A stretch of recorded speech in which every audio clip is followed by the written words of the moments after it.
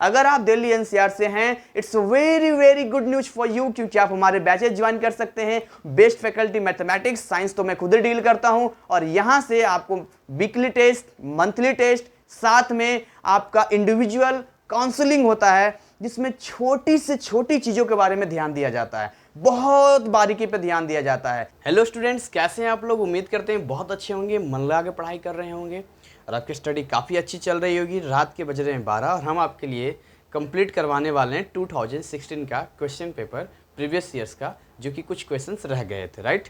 तो अगर आप हमारे चैनल पर नए हो तो यार जल्दी से चैनल को सब्सक्राइब करके बेल आइकन क्लिक कर लो, क्योंकि ये चैनल केवल और केवल आपके स्टडी को और बेटर बनाने के लिए ही बनाई गई है। सो आपके लिए नोटिफिकेशन ऑन होना बहुत ज़रूरी है। वीडियो को लाइक करना मत भूलना और कमेंट सेक्शन में अपनी प्रेजेंस को देना, या कुछ डाउट हो तो आप हमसे पूछ सकते हो। आइए आज हम स्टार्ट करते हैं अगले लास्ट वाले पार्ट 2016 में। और इससे पहले हमने बहुत बेहतरीन तरीके से सवालों को सॉल्व किया। कॉपी पेन तैयार कर लो, क्योंकि हो सकता है आपको वीडियो को पॉज करके खुद से पहले सॉल्व करना है, उसके बाद हम मिलके करेंगे। तो जो इस सवाल हमारे सामने है, उस सवाल में आपका क्वेश्चंस की अगर मैं बात करूं तो क्वेश्चन नंबर 27 जो आपके स्क्रीन पर दिखाया जाए, क्वेश्चन कहता है state the postulates of boards atomic model, in what way was it better than Rutherford's model, write the relation for the energy of an electron in a given orbit in terms of its mass and charge। देखिए बच्चों, होता क्या है ना कि सबसे पहले ये दुनिया में था कि जो मैटर होता है ना अपना, वो बना होता है स्मॉल पार्टिकल से। ये लोग जानते थे। किससे बना होता है? स्मॉल पार्टिकल से बना होता है। फिर एक बार क्या हुआ, कुछ हमारे देश के भी ऋषि मुनियों ने कहा, और बाकी हमारे देश के जो ऋषि मुनि होते थे एक्चुअली वो साइंटिस्ट होते थे, तो कुछ ऋषियों के बारे में भी चर्चित है, जो कुछ सिलेबस में नहीं दिया है आपको। तो कुछ साइंटिस्ट, विदेशी साइंटिस्टों के बारे में भी है। उन्होंने कहा कि ये जो स्मॉल पार्टिकल्स है, ये भी और छोटे स्मॉल पार्टिकल से मिलकर बना होता है, जिससे हम लोग क्या कहते हैं? मॉलिक्यूल्स कहते हैं। और यहाँ के बाद लगा कि गाड़ी रुक जाएगी, अब मॉलिक्यूल्स आगे तो कुछ हो ही नहीं सकता है। तो कहा जी नहीं, मॉलिक्यूल्स भी और छोटे छोटे नन्हे नन्हे मुन्ने पार्टिकल से मिलकर बना होता है, जिसे हम लोग एटम्स कहते हैं। अब लगा कि यार एटम से छोटा तो हो नहीं सकता, क्योंकि डाल्टन ने साफ साफ यहाँ तक कह दिया था कि एटम इनडिविजिबल है, यानी एटम को बांटा नहीं जा सकता है। लेकिन बाद के कुछ साइंटिस्टों ने जो है इलेक्ट्रॉन, न्यूट्रॉन और प्रोटॉन के बारे में बताया, राइट। अब इनके पीछे भी जर्नी है। तो सबसे बड़ा सवाल ये था कि एटम दिखता कैसा है, और एटम के अंदर ये इलेक्ट्रॉन, न्यूट्रॉन, प्रोटॉन किस तरीके से अरेंज होते हैं। तो ये स्टेप बाय स्टेप प्रोसेस रहा, एक बार में नहीं हुआ। तो एटम के बारे में सबसे पहले ये कहा गया, जे थॉमसन ने कहा एटम के बारे में। पहले डाल्टन ने अपना पोस्टुलेट्स दे दिया। फिर जे थॉमसन ने कहा कि जो तारबूज आपने देखा है, वाटरमेलन, उसके जैसा होता है, और इसके अंदर जो बीज होता है तारबूज का, वो नेगेटिव चार्ज होता है, और जहाँ तहाँ जो मांस होता है ना, मांस जो लाल आप मांस खाते हैं, वो पॉजिटिव चार्ज होता है। पर इसको वैलिड नहीं किया जा सकता था, क्योंकि इसके पीछे कोई साइंटिफिक तरीके से एक्सप्लेनेशन ही नहीं था। तो फिर बाद में रदरफोर्ड जी आए, और रदरफोर्ड ने एक्सपेरिमेंट किया, अल्फा एक्सपेरिमेंट किया, और एक्सपेरिमेंट के दौरान उन्होंने ये खोज किया, ये पता किया कि एटम स्फेरिकल होता है, साथ में सबसे छोटा बीच में जो न्यूक्लियस होता है काफ़ी छोटा होता है। और उन्होंने कुछ अल्फ़ा पार्टिकल्स जो पॉजिटिव होते हैं, अल्फ़ा पार्टिकल्स को यहाँ पर भेजा। तो जब अल्फ़ा पार्टिकल्स को भेजा तो बहुत सारे अल्फ़ा पार्टिकल्स सीधा निकल गया था, बहुत सारे सीधा निकल गया था, क्योंकि बहुत सारे सीधा निकल गया, स्ट्रेट निकल गया, टक्कर ही नहीं होगा। लेकिन कुछ अल्फ़ा पार्टिकल्स 20,000 या 18,000 में कुछ एकाध अल्फ़ा पार्टिकल्स जो थे यहाँ पर आ रहे थे, आने के बाद ये डिफ्लेक्शन दिखा रहे थे। समझ में आ रहा है? यहाँ आ रहे थे, डिफ्लेक्शन दिखा रहे थे, यानी कि कुछ ही टकरा रहे थे। इसका मतलब ये हुआ कि एटम के मुकाबले जो न्यूक्लियस होता है काफ़ी छोटा होता है। इतना छोटा होता है, इतना छोटा होता है कि इसका एग्जाम्पल देने के लिए रदरफोर्ड ने कहा था कि अगर आप 5 किलोमीटर रेडियस का, मेरी बात ध्यान सुनना, अगर आप 5 किलोमीटर रेडियस का एक प्लेग्राउंड ले लिया, सोच लीजिए 5 किलोमीटर रेडियस का कैसा प्लेग्राउंड होगा। हेलो, 5 किलोमीटर रेडियस का कैसा प्लेग्राउंड होगा? आप इमेजिन कर लीजिए कि सेंटर से कहीं भी आपको बाउंड्री पर जाना है तो 5 किलोमीटर लगेगा, यानी आप पैदल जाएंगे तो 1 किलोमीटर लगभग 10 मिनट लेता है, लगभग 1 घंटा आपको लगेगा सेंटर से किसी बाउंड्री जाने में। तो सोचिए कितना बड़ा प्लेग्राउंड होगा। इसके सेंटर में रख दो आप क्रिकेट का बॉल, इसके सेंटर में क्या रख दो, क्रिकेट का बॉल। क्या मैं रख रहा हूं यहां पर, क्रिकेट का बॉल। तो क्रिकेट का जो बॉल है वो हो गया न्यूक्लियस। अगर क्रिकेट का बॉल जितना न्यूक्लियस होगा तो एटम कितना बड़ा होगा, तो एटम उतना बड़ा होगा जितना बड़ा कि स्टेडियम है 5 किलोमीटर का। तो इसी से आप अंदाजा लगा सकते हो कि क्रिकेट का बॉल जो आपके पॉकेट में आ सकता है, आप अपनी मुट्ठी में, मतलब मुट्ठी में रख सकते हो, ये क्रिकेट का बॉल अगर इतना बड़ा न्यूक्लियस कर दिया जाए तब इतना बड़ा एटम बनता है। तो इमेजिन करके देखो कि जो एटम हमें दिखता ही नहीं है उसके अंदर का न्यूक्लियस कितना छोटा उससे रहता होगा। जस्ट इमेजिन, सोच के देखो। और ये उन्होंने प्रूव भी कर दिया कि भाई ये पॉजिटिव चार्ज होता है बीच में, जिसके बाद प्रोटॉन की बात आ गई। रदरफोर्ड ने और एक्सप्लेनेशन दिया, रदरफोर्ड ने बहुत सारे एक्सप्लेनेशन दिया, जिसमें एक एक्सप्लेनेशन ये दिया उन्होंने, उनसे पूछा गया कि इसके अंदर इलेक्ट्रॉन कैसे रहता है, तो उन्होंने कहा इलेक्ट्रॉन जो है वो स्पाइरल पाथ में चलता है। यानी कि देखिए ये वाला प्लस है तो ये ऐसे चलता है। अब मामला जो है यहीं पर गड़बड़ा गया, यहीं पर गड़बड़ हो गया, रदरफोर्ड ने यहीं पर गड़बड़ कर दिया मामला को, ये ऐसे है ना, मामला यहीं पर गड़बड़ हो गया कि भैया जब इलेक्ट्रॉन अगर ऐसे मूव करेगा तो एक बात बताओ, इसका फिक्स ऑर्बिट तो है नहीं, बोलो हाँ या ना। हाँ सर, फिक्स ऑर्बिट नहीं है। और जब इसका फिक्स ऑर्बिट नहीं है तो फिर ऐसे घूमते घूमते घूमते घूमते घूमते घूमते इसका जो सेंटर की ओर लगने वाला एक्सेलरेशन होगा उसकी वजह से भी तो एक फोर्स जनरेट होगा, और जिसकी वजह से एक वर्क होगा, इसकी एनर्जी का लॉस होगा, और एक समय के बाद ये मूव करते करते करते करते करते करते करते कहाँ गिर जाएगा, न्यूक्लियस में आके गिर जाएगा। फिर तो एटम एग्जिस्ट ही नहीं करेगा। और यही सबसे बड़ी ड्रॉबैक रही। और आपसे सवाल पूछ भी रहा है कि आखिर बोर का क्यों बेटर है रदरफोर्ड से। तो जब रदरफोर्ड, ये रदरफोर्ड का एक्सपेरिमेंट बता रहा हूं अभी, उसके बाद आए नील्स बोर। नील्स बोर ने इसको मॉडिफाई कर दिया। नील्स बोर ने क्या मॉडिफाई कर दिया, नील्स बोर ने कहा देखिए ये होता है N+P, और इसके बाद ये न्यूक्लियस होता है, और इसके बाद ये होता है पहला सेल N=1, ये होता है दूसरा सेल N=2, ये होता है तीसरा सेल N=3, ये होता है चौथा सेल N=4।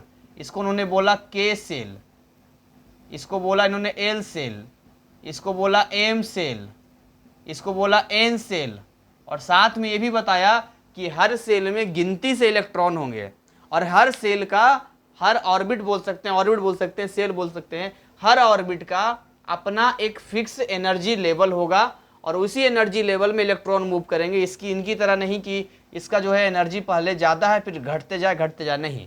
यानी उनके अकॉर्डिंग जो है पहले वाले सेल में केवल 2 इलेक्ट्रॉन रहेंगे, दूसरे वाले में 8, 1 2 3 4 5 6 7 8। अच्छा, ये कैसे बता रहे हैं, तो इन्होंने एक फार्मूला दिया। अगर आप नंबर ऑफ इलेक्ट्रॉन पता करना चाहते हैं तो नंबर ऑफ इलेक्ट्रॉन का फार्मूला इन्होंने दिया किसी भी सेल में 2n²। आप n की वैल्यू पुट करते जाइए, आपको नंबर ऑफ इलेक्ट्रॉन मिलता जाएगा। यानी अगर आप n की वैल्यू 1 पुट करेंगे तो 2 × 1 का स्क्वायर, यानी 2 इलेक्ट्रॉन पहले वाले सेल में रहेगा, 2 से ज़्यादा नहीं रहेगा, सेम एनर्जी से मूव करेगा। इसको अब कोई ज़रूरत नहीं है एनर्जी लॉस या गेन करने की, कोई बात नहीं है।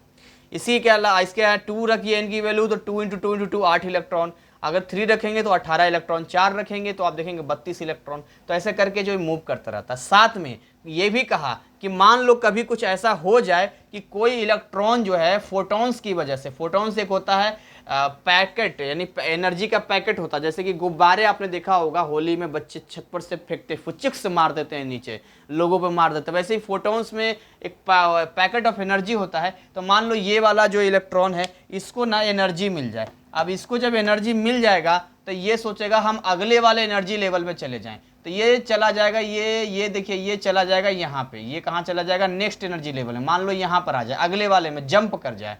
तो जब अगले वाले में जंप कर जाएगा, देखिए यहाँ पर मैं बताता हूँ, यहाँ पे ये मान लो n=, ये मान के चलते हैं, ये मान लो n1 है और ये मान लो n2 है। अब यहाँ से इलेक्ट्रॉन जंप कर गया, यहाँ से यहाँ इलेक्ट्रॉन आ गया। अब यहाँ से यहाँ आएगा ना, तो यहाँ जो जब ये था तो ये लोअर एनर्जी में था, इसके बाद हायर एनर्जी, जैसे जैसे आप बढ़ते हैं इसकी एनर्जी हायर होती जाती है। तो जब एनर्जी हायर होती जाती है बच्चों, तो इसके बाद इसको अपनी औकात पता चलती है कि जहां ये पहले रह रहा था वहां कम खर्चे में ही काम हो जा रहा था, लेकिन जहां जिस लेवल पे जिस सोसाइटी में ये गया है उधार पैंचा करके या 1 साल 2 साल की कमाई जोड़ जाड़ के, वहां इसका यूं 1 महीने में खर्च हो जाएगा। इसको अपनी औकात समझ में आ जाती है और उसके बाद ये वापस अपने घर वापसी करने का सोचता है कि यहाँ पर मैं नहीं रह पाऊंगा, यहाँ तो लोग मर्सिडीज में जगवार में घूमते हैं, मेरे बस की बात नहीं है। तो ये जब जाता है तो इसको इतनी बात समझने में कितना टाइम लगता है, फिर यहाँ से ये जंप करता है और वापस आना शुरू होता है। तो इसी को बोलते हैं रेडिएशन हो रहा है। रेडिएशन का मतलब होता है जब ये एनर्जी लेता है तो एक्साइटेड हो जाता है। एक्साइटेड मतलब खुश हो गया, एक्साइटेड हो गया, तो एक्साइटेड हो जाता है, तो यहाँ से यहाँ तक गया, लेकिन जब यहाँ से यहाँ आता है तो इसको बोलते हैं रेडिएशन हो रहा है। रेडिएशन मतलब क्या, वो एनर्जी जो एक्स्ट्रा इसके पास है जब ये अपने लेवल में आएगा तो इतना ही एनर्जी रख सकता है। इसका रूल है कि इस वाले में ज़्यादा एनर्जी रख नहीं सकता, क्योंकि जैसे ही ज़्यादा हुआ था ये अगले वाले में चला गया था। लेकिन ये कितना टाइम इसको लगता है तो बता दूं मैं आपको, 10⁻16 सेकेंड, इतना ही सेकंड में सोचता है। सोचती 1 सेकंड में भी 10⁻16, इतना कम टाइम में जो है इनका वापसी हो जाता है। ये बड़े उछल कूद के चले जाते हैं अगले वाले सेल में और उसके बाद वापस आ जाते हैं यहाँ पे। तो ये था बोर का मॉडल। आइए एक बार मैं आपके आंसर्स को भी देख लेता हूँ जो आपका आंसर है। यानी एनर्जी लेवल की यदि आप बात करेंगे बोर मॉडल में, तो एक एनर्जी लेवल ये वाला हो जाएगा आपका ई फाइनल, ये वाला हो गया ई इनिशियल, और ये वाला क्या हो गया ई फाइनल। तो एनर्जी जब निकालेंगे तो कैसा निकलेगा, ई एफ माइनस ई आई निकलेगा, जिसको डेल्टा ई भी आप कह सकते हैं, यही निकलेगा ना। और इन्होंने एनर्जी का फॉर्मूला क्या दिया था, E is equal to h nu. Nu क्या था यहाँ पर, फ्रीक्वेंसी है, यहाँ पर है न्यू क्या है, फ्रीक्वेंसी है। E is equal to h nu और यहाँ न्यू फ्रीक्वेंसी है। तो देखिए लिखा है, फिर से सवाल में पढ़ देता हूँ आपको। State the postulates of Bohr's atomic model. सबसे पहले कि बोर एटॉमिक मॉडल के पोस्टुलेट्स बताइए। In what way was it better than Rutherford's model, कैसे रदरफोर्ड मॉडल से बढ़िया है। And right the relation for the energy of an electron in a given orbit in terms of its mass and energy charge.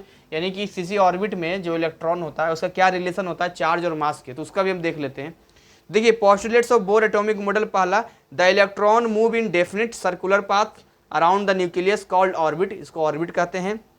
As long as the electron remains in a given orbit its energy is constant. मैंने आपको बता दिया, इन्होंने थोड़ा modify कर दिया था bourse ने, नील्स बोर पूरा नाम था इनका। Second, the electron can change its orbit by absorbing. मैंने बोला ना एब्जॉर्बिंग, एनर्जी कहीं से एब्जॉर्ब कर लेगा, तो कितना एब्जॉर्ब करेगा या कितना रिलीज करेगा, तो वही ई एफ माइनस ई आई, यही एक्स्ट्रा है। ई आई मान लो 20 जूल यहाँ पर है और यहाँ 50 जूल है, तो एक्स्ट्रा कितना है इन दोनों के बीच में, 30 जूल का गैपिंग है, ये 50 और 20 है, तो यही 30 जूल इसको मिल जाएगा तो ऊपर चला जाएगा। लेकिन समझ में इसको आ जाएगा कि वापस अपने घर ही जाना है, तो रास्ते में 30 जूल को निकाल देगा। तो शुरुआत में 30 जूल एब्जॉर्ब किया था, 20 जूल इसके पास पहले से था, 50 जूल हो गया, लेकिन जब वापस आएगा तो 30 जूल निकाल देगा, तो जितना एब्जॉर्ब करेगा उतना रेडिएट कर देगा। तो इसी को बोलते हैं the electron can change its orbit by absorbing और रिलीजिंग 1 क्वांटम ऑफ एनर्जी, इसको 1 क्वांटम बोलते हैं, as given by relation E I is equal to, या बोल सकते हैं एच न्यू, जहाँ E F minus E I निकलता है। Third, the angular momentum of an electron of mass M E, mass मान लेते हैं एम ई है, moving in a circular orbit, ऐसे circular orbit of radius R मान लेते हैं, एंड वेलोसिटी v, तो integral multiple of h by 2 pi होता है, यानी M V R is equal to होता है NH अपॉन 2 पाई होता है। तो ये आपको थोड़ा सा ध्यान रखना है, n मतलब कितने नंबर ऑफ ऑर्बिट में मूव कर रहा है ये, और r वो हो गया उसका रेडियस सेंटर से। Where n is positive integer known as principal quantum number उसको बोलते हैं। ऑब्वियसली प्रिंसिपल क्वांटम नंबर ही बोलेंगे, जो लिख रहा है n is equal to 1, n is equal to 2, n is equal to 3, इसको प्रिंसिपल क्वांटम नंबर कहते हैं। अब बात करते हैं कि क्या प्रॉब्लम थी बोर्स मॉडल से, मतलब कितना सुपीरियर है बोर मॉडल रदरफोर्ड मॉडल से। तो सुपीरियरिटी बात करते हैं Bohr's model over Rutherford model. तो कहता है अकॉर्डिंग टू रदरफोर्ड मॉडल, जैसा कि यहाँ पर मैंने आपको बताया था, electrons revolve around the nucleus in circular path, right, circular path में मूव कर रहा है, बहुत बढ़िया।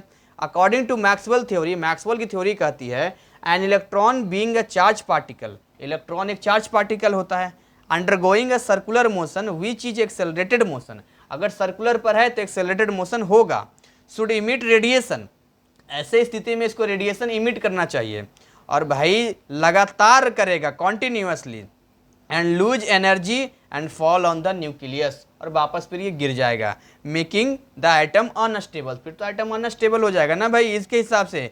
तो but according to Bohr's model electron do not emit radiation while moving in a stationary object, जब ये मूव करेगा तो एक कांस्टेंट एनर्जी से मूव करेगा, कोई रेडिएशन नहीं यहाँ पर होगा, और हैंस एटम इज स्टेबल, यहाँ एटम स्टेबल होगा। And second, the wavelength of emitted radiation should change continuously, लगातार वेवलेंथ चेंज होना चाहिए। 10, Rutherford model could not explain the stability of electron in atom, तो एटम के अंदर जो है स्टेबिलिटी उन्होंने स्टेबल नहीं कर पाए। And according to Bohr's model, electrons can change their orbit by observing or releasing energy in the form of electromagnetic radiation. मैंने बोला था, अभी पढ़ा भी रहा हूँ चैप्टर में आपको, और ये भी बता रहा हूँ कि मैग्नेटिक इफेक्ट में आपको बता रहा हूँ, वो भी चैप्टर जो पढ़ा रहा हूँ 18 वाले में, जिसमें अगर कोई रुका हुआ इलेक्ट्रॉन है तब तो केवल वो इलेक्ट्रिक फील्ड प्रोड्यूस करता है, लेकिन अगर कोई इलेक्ट्रॉन मूव कर रहा है तो इलेक्ट्रिक फील्ड के साथ साथ मैग्नेटिक फील्ड भी वो रेडिएट करता है। इसी को इलेक्ट्रोमैग्नेटिक हम लोग कहते हैं, इलेक्ट्रोमैग्नेटिक रेडिएशन के नाम से जानते हैं। और डेफिनिट वेवलेंथ होता है इनका जो एब्जॉर्ब करता है लाइन स्पेक्ट्रम में, जिसका फार्मूला दे रखा है En = mz² e⁴ 8h² E0 1/n², जिसका z एटॉमिक नंबर होता है, बता दूं h प्लैंक्स कांस्टेंट होता है, E एनर्जी हो गया, इनिशियल एनर्जी हो गया, n होता है कि किस ऑर्बिट की हम बात कर रहे हैं, तो किसी ऑर्बिट में एनर्जी निकालना तो ये फार्मूला होता है। चलिए आगे हम लोग बात करते हैं। देखिए अगला जो क्वेश्चन है 28, ये इलेक्ट्रोकेमिस्ट्री से इट्स वेरी इंपॉर्टेंट, और अब पता नहीं आपको याद है कि नहीं याद है, लेकिन मैं आपको बता दूं कि इलेक्ट्रोकेमिस्ट्री में हमने जो है कुछ चीज़ें पढ़ी थी। अगर आपको फिर से कन्फ्यूजन है तो एक बार आपको रिवाइज कर लेना चाहिए, आपको एक बार फिर से देख लेना चाहिए। उसमें एक ट्रिक मैंने बताया था लोन का, LOAN, ये लोन का ट्रिक बताया था। आई डोंट नो आपको ध्यान है कि नहीं ध्यान है, मैं थोड़ा नीचे लिखता हूँ, दिख नहीं रहा। ये लोन का एक ट्रिक बताया था बच्चों, लोन का एक मैंने ट्रिक बताया था, और मैंने ये भी बोला था कि इससे जो है आप पता कर सकते हैं। L का मतलब था लेफ्ट, O का मतलब था ऑक्सीडेशन, A का मतलब होता है एनोड, समझ में आ रहा है। लोन का मतलब था लेफ्ट में ऑक्सीडेशन होगा, एनोड होगा, और वो क्या होता है, नेगेटिव होता है। एनोड यहाँ पर नेगेटिव होता है। तो इतनी चीज़ें जो है आपको एक ट्रिक में मिल जाती है, इसलिए ये वाला ट्रिक आपको ध्यान रखना बहुत ज़रूरी है।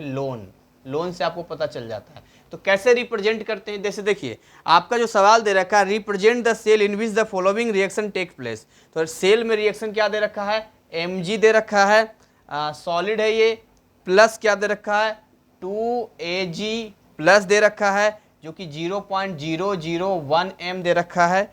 इसके अलावा इधर अगर आप आ जाएंगे तो ये हो जाता है Mg2 प्लस 0.1 m, क्या लिखा है ये, मोलारिटी दे रखा है, मोलारिटी दे रखा है। लिट्टी तो छोटा वाला होता है, लिट्टी चोखा, और गोल गोल होता है ना, वो भी छोटा m भी गोल होता है। 2Ags लिखा है। तो यहाँ पर तो सबसे पहले आपको पकड़ना है कि किस में ऑक्सीडेशन हो रहा है और किस में रिडक्शन हो रहा है। तो आप ध्यान से देखेंगे तो आपको क्लियर हो जाएगा। यहाँ पर जो इसका ऑक्सीडेशन नंबर है ये है +1, और यहाँ ऑक्सीडेशन नंबर हो गया 0, यहाँ ऑक्सीडेशन नंबर है 0, और ये हो गया +2। यानी कि अगर आप इसकी बात करते हैं Mg से यहाँ Mg2+ तक, तो यहाँ ऑक्सीडेशन नंबर इंक्रीज कर रहा है, और जब आप इसकी बात करते हैं तो यहाँ ऑक्सीडेशन नंबर घट रहा है, डिक्रीज कर रहा है।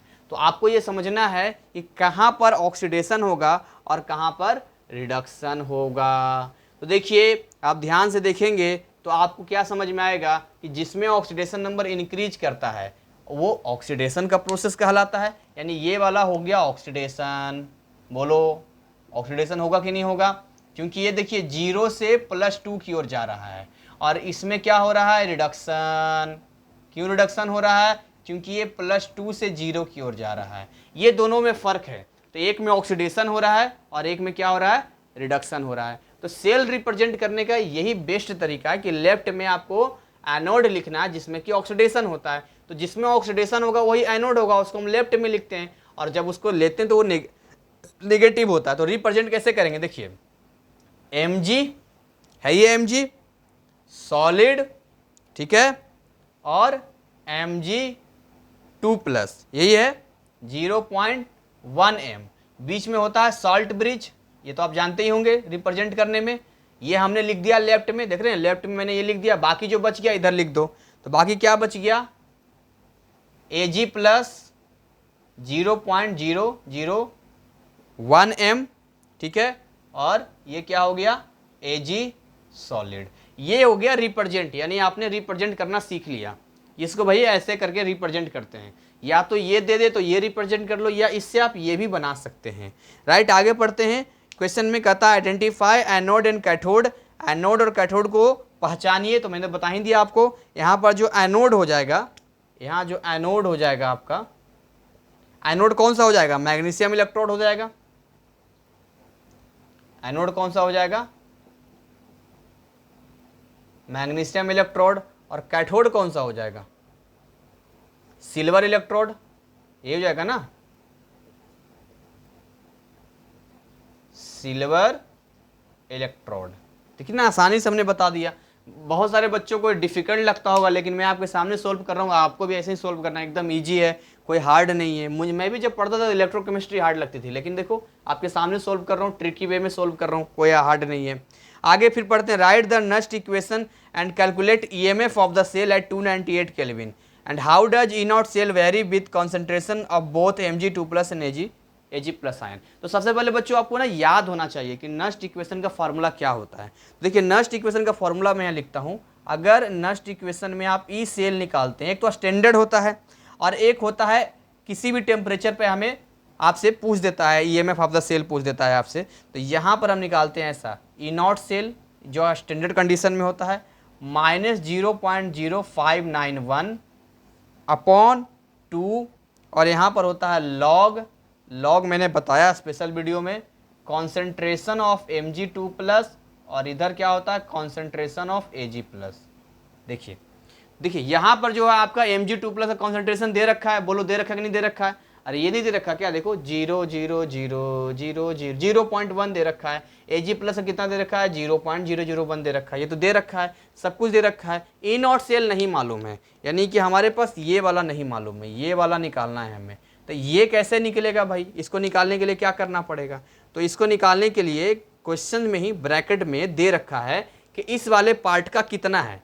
देखिए क्वेश्चन में ही दे रखा है कि अगर इस वाले पार्ट का आप निकालेंगे, इस वाले पार्ट का, तो देखिए ब्रैकेट में क्या दे रखा है, ई नॉट Mg2+ से Mg, और इसकी वैल्यू कितनी दे रखी है, -2.36 वोल्ट दे रखा है। और इस वाले पार्ट का, अगर आप इस वाले पार्ट का देखते हैं, इस वाले पार्ट का, तो इस वाले पार्ट का कितना दे रखा है, E नॉट Ag+ से Ag+ Ag बन रहा है, और इसका दे रखा है यहाँ पे प्लस में 0.80 वोल्ट। देखिए दे रखा है, ये गिवन डाटा दे रखा है। तो आपको E नॉट सेल निकालना है, इन्हीं वैल्यूज पे E नॉट सेल निकालना है। जैसे E नॉट सेल आ जाएगा, फुचक से यहाँ पर डाल देना है, ऐसे पेन चला के सोल्व करना है, और आंसर आपके सामने आ गया, राइट। तो देखिए E नॉट सेल निकालते हैं। ए भाई E नॉट सेल निकल जा, मतलब तो कब से तैयार है निकलने के लिए। देखिए ऐसे निकलता है, E naught cathode minus E not anode, ऐसे निकालते हैं बच्चों। तो यहाँ पर देखो कैथोड में कौन सा है, ये वाला हो गया ना कैथोड में, यानी कि 0.80 वोल्ट माइनस, और ये -2.36 वोल्ट। यहाँ से आप जो भी होगा ये प्लस हो जाएगा, निकाल लेना। निकालने के बाद कहाँ पुट कर देना, यहाँ पर पुट कर देना, E नॉट सेल में पुट कर देना। जब यहाँ पर पुट करोगे तो पुट करने के बाद सारी चीज़ें आपके सामने आ जाएगी यार, और आप इसको सोल्व कर लोगे। अगर आपको लॉग सोल्व नहीं करना आता है तो फिर एक काम करना, आप क्या करोगे, लॉग का स्पेशल जो है एक वीडियो मैंने बनाया है, जाके देखना प्लेलिस्ट में, या तो नॉर्मली वीडियो में देखना, आपको मिल जाएगा। वैसे मैं चेक कर रहा था, 2.5 महीनों में मैंने लगभग 130 वीडियो, मतलब 125 वीडियो के आसपास अपलोड कर दिया। गजब, अच्छा खासा रोजाना 1-2 वीडियो एवरेज रोज का जा रहा है, बहुत अच्छी बात है। और अभी आगे और भी जाएगा, तो रेगुलर आपके लिए तो बहुत अच्छी बात है। तो इसको आप सोल्व करना।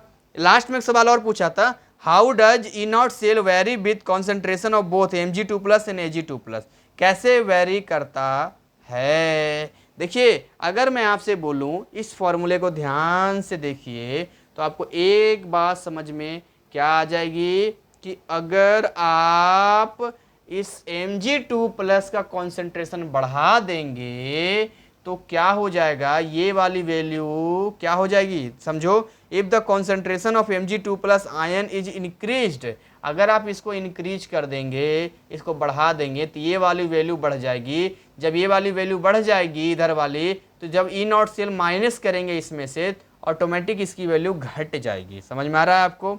या उल्टा, अगर आप इस वाले को इंक्रीज करेंगे, तो इस वाले को इंक्रीज करेंगे तो ये वाला वैल्यू कितना आ जाएगा, कम आ जाएगा। क्योंकि हमेशा न्यूमिनेटर में जब बड़ा होता है डिनोमिनेटर छोटा होता है तो ऑटोमेटिक उसकी वैल्यू कम आती है। अगर किसी का आपको छोटा लाना है तो नीचे में आप बड़ा ले लीजिए, जैसे ऊपर 2 ले लीजिए, नीचे 100 ले लीजिए, ऊपर 5 ले लीजिए, नीचे 10 ले लीजिए। हमेशा ऊपर वाले से नीचे वाला बड़ा लेंगे तो वैल्यू छोटा आएगा। जब ये वैल्यू छोटा आएगा और ई नॉट सेल में से घटेगा तो कम ही घटेगा ना, तब ये इस सेल की वैल्यू बढ़ जाएगी। बस यही आपका रह गया। चलिए आगे हम लोग थोड़ा सा बात कर लेते हैं। और 29 वाले को एक काम करता हूँ, अभी 29 वाले को छोड़ देता हूँ मैं। अब सीधे आते हैं 30 वाले पे, और जो कि लास्ट होगा। बाकी 4-5 क्वेश्चन जो छूटेगा बच्चों, वो वाला हम एक बार फिर से करेंगे जब। तो चलिए इसको करते हैं 30। एक ऑर्गेनिक केमिस्ट्री का सवाल है ये।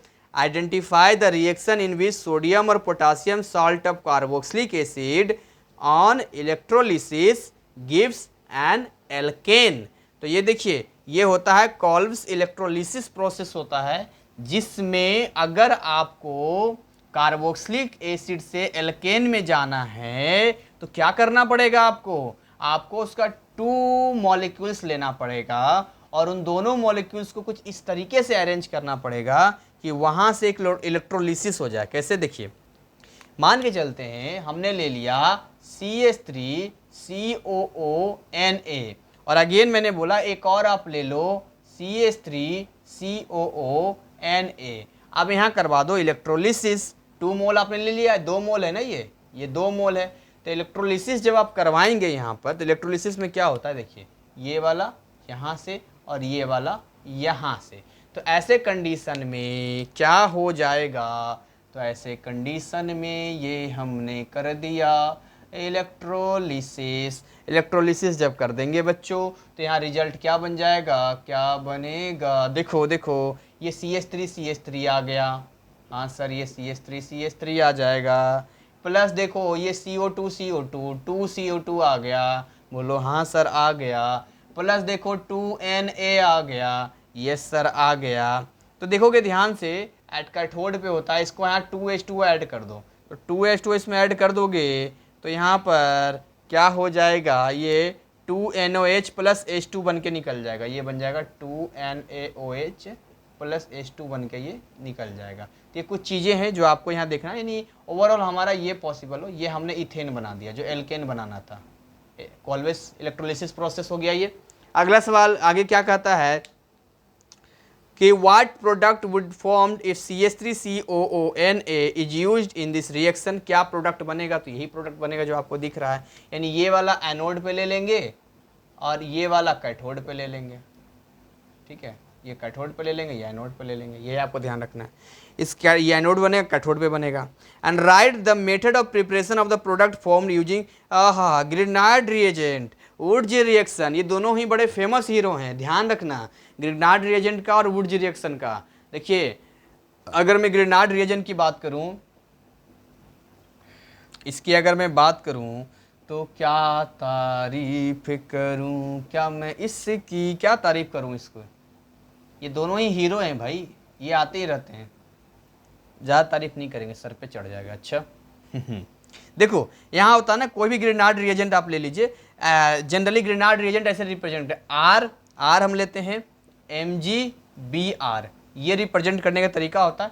साथ में हम लोग लेते हैं HOH। अब यहाँ से होता क्या है कि ये वाला हिस्सा यहाँ से HBr बना के निकाल देता है। समझ में आ रहा है आपको। जब HBr बना के निकाल देगा तो ये जो आपका सामने बनता है, जो रिजल्ट आपका निखर के आता है, ये R यहाँ पर आ गया आपका, जो भी R आपका आता है R आ गया। प्लस आप देखेंगे कि यहाँ से बन जाता MgOH और MgOH। HBr निकलेगा कि नहीं निकलेगा? अच्छा HBr नहीं निकलेगा बच्चों। यहाँ पर ना, यहाँ पे थोड़ा सा समझना पड़ेगा, और समझना ये पड़ेगा कि ये ऐसे नहीं होगा, ये थोड़ा सा ऐसे होगा। कैसे होगा सर? ये ऐसे होगा, ये ले लो और ये ले लो, ये ऐसे होता है। ये RH इसके पास आ जाएगा और MgOH-Br यहाँ पर आ जाएगा। ये इसका एग्जाम्पल हम लोग लेते हैं। मान लो यहाँ पर R की जगह कुछ भी ले लेते हैं, मान लो C2H5 ले लिया तो हो गया Mg, और ये Br हो गया, प्लस H2O ले लिया, H2O को HOH में ब्रेक कर दिया। तो यहाँ पर देखेंगे ये वाला हिस्सा यहाँ और ये वाला हिस्सा यहाँ, तो बाकी जिधर क्या बचेगा H6 बच जाएगा और ये हो जाएगा MgOH और ये क्या बन जाएगा, Br बन जाएगा आपका। यानी ये बन गया इथेन। क्या बन गया, ये इथेन बन गया और यही है ग्रिनाट रिएजेंट। बाई वुड्स रिएक्शन की अगर हम बात करें, बी पार्ट जो आपसे कहता है कि वुड्स रिएक्शन में क्या होगा, इस रिएक्शन में क्या करते हैं हम लोग, ध्यान से देखना। तो हम लोग लेते हैं ब्रोमोमीथेन, जैसे लेते हैं यहाँ पर CH3Br लेते हैं, प्लस यहाँ लेते हैं 2Na। इस पर मैंने बहुत अच्छी स्टोरी बताई थी, एक शराबी की स्टोरी बताई थी। और यहाँ फिर से ले लेते हैं BrCH3। तो होता क्या है, यहाँ पर 2NaBr बाहर निकल जाता है, ये देखिए 2NaBr बाहर निकल जाता है, तो इसको हम बोलते हैं ड्राई ईथर। यहाँ ड्राई ईथर ले लेते हैं, आप देखना ऑर्गेनिक केमिस्ट्री में जाके आपको मिल जाएगा। तो ये बन जाता है आपका CH3 यानी कि ये इथेन बन गया और प्लस क्या बन जाता है आपका 2NaBr बन जाता है। तो ये कुछ चीज़ें हैं जो आपको पूछा है और आपने बताया। चलिए वीडियो का लेंथ भी 30 मिनट के आसपास पहुंच गया। So it's very very congratulations to you कि हमने 2016 का भी 5 क्वेश्चन, 4-5 क्वेश्चंस को छोड़कर कंप्लीट कर दिया है। Now you are eligible to solve 2020-21 session का और 2016 का। तो अब तक आपने 2 क्वेश्चन पेपर जो है यूं चुटकियों में सीखा है और डिटेल नॉलेज मैंने आपको दिया है। अब आपको अपने आप को इस लायक बनाना है कि 2016 या 2021 का जो मैंने करवाया है उसको अपनी तरफ से एक टाइम टेबल सेट करके टाइमिंग के साथ सॉल्व करना। जैसे 30 क्वेश्चन है तो 30 क्वेश्चंस में आपको 3 घंटा मिलता है, तो 5 क्वेश्चंस आप नहीं बनाएंगे तो 25 क्वेश्चन, तो 25 क्वेश्चंस में आप इसी से अंदाजा लगा लो कि चलो कम से कम 25 क्वेश्चन है तो कितना टाइम मिलना चाहिए आपको, 2.5 घंटे, 2 घंटे। आप 2.5 घंटे का ही बना लो यार, 2.5 घंटे का एक अलार्म सेट कर लो, टाइम सेट कर लो और आराम से बैठ जाओ। कैसे बैठना है, जैसे एग्जाम हॉल में बैठते हैं, कोई डिस्टर्बेंस नहीं होना चाहिए 2.5 घंटे के बीच में। कॉपी पेन लो, मतलब पेज ले लो A4 साइज का, 3-4 पेज ले लो, क्वेश्चंस आपके सामने लिख लो पेज में, या तो आप फोटो स्टेट निकलवा लो और उसके बाद मस्त तरीके से बनाना सोल्व करो, मज़ा आ जाएगा आपको, एकदम से पता चल जाएगा आपको 2.5 घंटे में सोल्व कर सकते कि नहीं कर सकते, कहाँ पर प्रॉब्लम है, कहाँ पर दिक्कत है। और ये प्रैक्टिस कंटिन्यू रखो कि हफ्ते में एक बार, एक रूल बना लो, हफ्ते में एक बार आप केमिस्ट्री का पेपर सोल्व करो। 2.5 घंटे का अलार्म सेट करो, 2.5 घंटे का, और उसमें आप 2.5 घंटे, 3 घंटे, अगर आप 3 घंटे लेना 3 घंटे ले लो, एकदम से ये सोल्व करो। ऐसे अगर आप रेगुलर करोगे ना, मज़ा आ जाएगा आपको और आप इस लायक बन जाएंगे ना कि सारे यू क्वेश्चंस आपके सोल्व होने, क्योंकि सवाल तो ऐसे रिपीटेड ही होते हैं, बहुत सारे सवाल पूछे जाते हैं, कुछ ऐसी चीज़ें भी होंगी जो आपको सीखने का मौका देगा। तो खैर again very very congratulations to you, और ऐसे ही आप आगे बढ़ते रहें। हमारा जितना भी मेरे साथ की ज़रूरत है मैं पूरा आपको दूंगा, और आखिरी दम तक, मतलब एग्जाम आखिरी दम तक मतलब क्या वो मत समझ लेना, अभी बहुत लंबी ज़िंदगी है, मतलब आपके एग्जाम तक मैं आपका साथ रहूँगा। केमिस्ट्री का पेपर जो है अगर कल भी होने वाला होगा तो रात तक वीडियो अपलोड करूँगा मैं। सो डोंट वरी, अभी टाइम है हमारे पास, हम काम कर सकते हैं। तो अपनी वाणी को यहीं पर विराम देता हूँ, तब तक ऐसे ही हंसते खिलखिलाते मुस्कुराते रहें, अपने सेहत का ध्यान रखें। जय हिंद, जय भारत।